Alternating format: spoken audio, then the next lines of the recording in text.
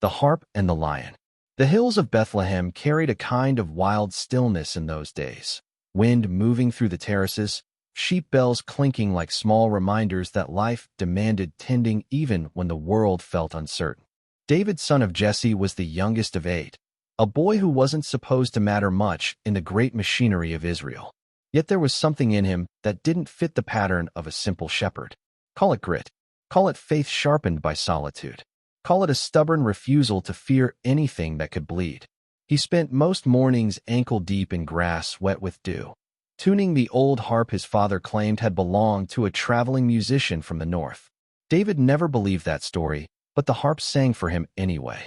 His songs rose between the rocks and sycamores, sometimes a whisper, sometimes a declaration. When he sang about the Lord, the hills answered, as if creation leaned in to listen.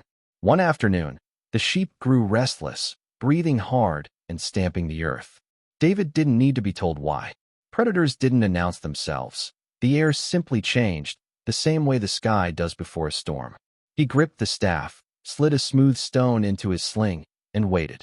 The lion emerged first as a shape between the shadows, tawny, low to the ground, muscles rippling like a heartbeat. David didn't back up. Fear was natural, but he'd learned something in the lonely hours with nothing but sheep and God for company. Courage isn't the absence of fear, it's answering fear's challenge. The lion lunged. David's sling cracked like lightning splitting a tree. The stone struck hard, dropping the beast to its side.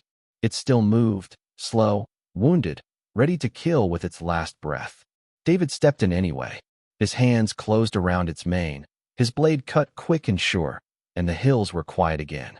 He dragged the carcass away from the flock, breathing hard, shaking, half laughing. Not because it was funny, because he was alive. Because God had stepped into the moment with him. But this was only the beginning. Word of David's skill with the harp reached King Saul, a man tormented by a darkness no medicine could ease. Servants spoke of a shepherd who played like someone who'd glimpsed heaven. Saul summoned him. Jesse protested. David had responsibilities, fields to tend, but when a king calls, a family does not stand in the way. The palace of Gibeah felt like a different world. Stone walls tall enough to blur the sky. Soldiers pacing like restless wolves. Saul stood near the throne, a giant of a man whose face carried the shadow of something broken inside. His eyes locked onto David. "They say you're a singer," Saul said. "I'm whatever the Lord makes me," David answered. "Then play." David lifted the harp. His fingers moved gently, drawing out a melody older than memory. Saul inhaled sharply, shoulders lowering as if someone had lifted a weight from him.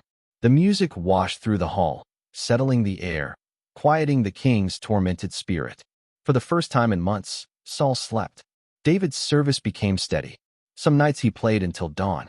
Other days, he returned to the fields, tending sheep as though he hadn't just soothed a king with music. He lived in two worlds, the palace and the pasture, but felt at home in neither. Something inside him sensed that his life was being shaped for a purpose not yet revealed. Then came the Philistine. Goliath of Gath towered overgrown men like a wall of iron and rage. His taunts rolled across the valley of Elah day after day, humiliating Israel's army, daring anyone to face him. No one did. Fear held them in place like chains. David didn't come as a soldier that day. He came delivering bread and grain to his brothers. When he heard Goliath shouting, something burned inside him. Not anger at the giant, but frustration at the silence of Israel. Who is this uncircumcised Philistine who defies the armies of the living God? David asked. His brothers scoffed, calling him arrogant. They said he should mind his sheep. David ignored them. He'd faced lions and bears in secret. He knew God didn't measure men the way men measured themselves. Word reached Saul. The king's confusion was almost comical when the shepherd boy volunteered. "You're a youth," Saul said. "He's been a warrior since before you were born." David told him about the lion, the bear, the moments when death had stared him down and blinked first. "The Lord who delivered me, then will deliver me now." Saul saw something in him, maybe a glimmer of the man Saul hoped he himself could have been. He handed David his armor, which hung on him like a child wearing a giant's clothing. David set it aside. "God hasn't trained me with this," he said. "He trained me with what I already know." The valley wind howled as David stepped forward. Goliath laughed. a booming, humorless sound.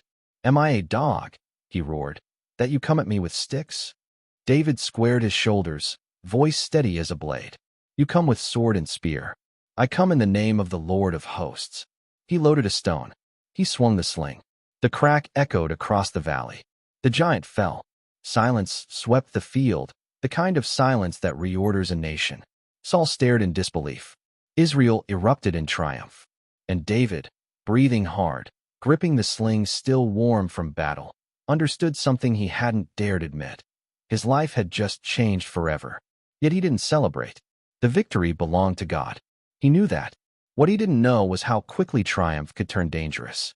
Saul's praise later transformed into suspicion.